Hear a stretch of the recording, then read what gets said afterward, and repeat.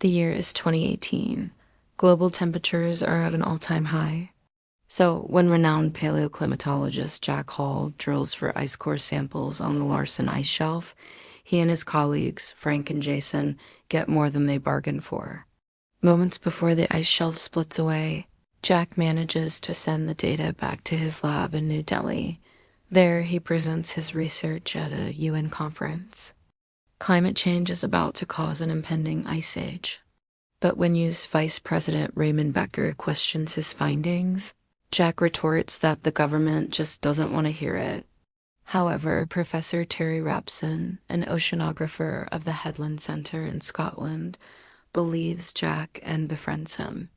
Soon after, Tokyo is struck by a giant hailstorm, and at the same time, astronauts from the International Space Station spot 3 gigantic superstorms above Canada, Europe, and Siberia. Realizing that these storms will devastate the world, Rapson's team in Scotland begins noticing severe temperature drops from multiple buoys in the North Atlantic. As they compare the readings with satellite images, they realize Jack was right. The climate shift is happening, and it's happening too quickly. In Los Angeles, remnants of a hurricane spawn a destructive tornado outbreak over the LA basin. Meanwhile, 3 helicopters are sent to rescue the British royal family from Balmoral Castle. They fly into the eye of a superstorm and crash in Scotland. Jack and Rapson's teams, along with NASA meteorologist Janet Takata, built a forecast model based on Jack's research. They discovered that the impact of climate change would happen in 6 to 8 weeks. It was later discovered to be 7 to 10 days. Rapson then notifies Jack that siphoned air from the upper troposphere flash freezes anything caught in the eyes of the cyclones. Temperatures reached as low as 150 degrees Fahrenheit, or 101 degrees Celsius, which caused the helicopter crash by freezing the fuel on board. Meanwhile, in New York City, Jack's son Sam, along with his friends Brian and Lavra, participates in an academic decathlon. They make a new friend, JD, but when the North American superstorm hits, all transportation halts, stranding the city's population. Strong winds and rain flood Manhattan with knee-deep water. Sam's group takes shelter at the New York Public Library.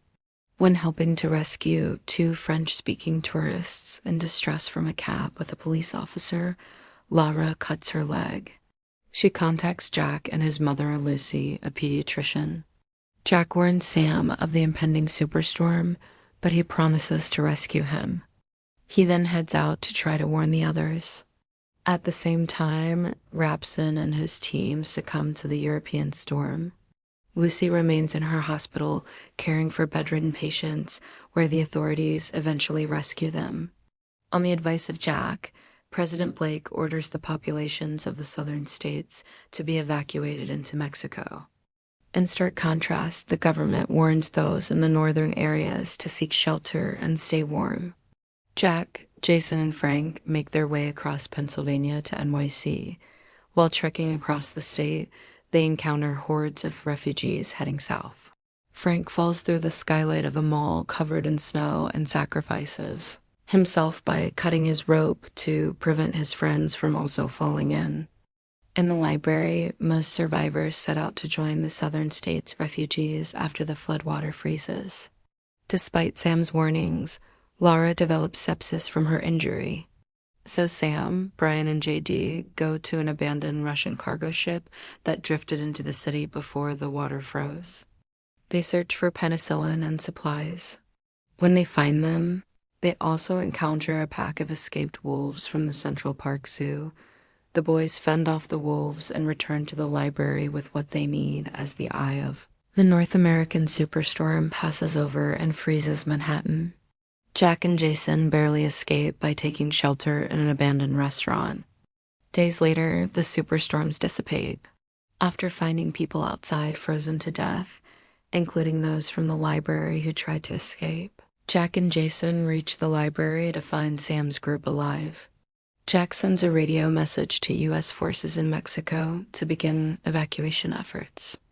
In his first address as the new president from the U.S. Embassy in Mexico, Becker apologizes on the Weather Channel for his ignorance and sends helicopters to rescue survivors, including Jack and Sam's group in New York. On the International Space Station, astronauts look down in awe at Earth's transformed surface. Ice sheets extend across much of the northern hemisphere, and the air has never looked so clear. The 3 remaining members of the crew take a moment to remember those who didn't make it off the planet. This has been the story of The Day After Tomorrow. And if you liked this movie, be sure to check out The Core or Volcano.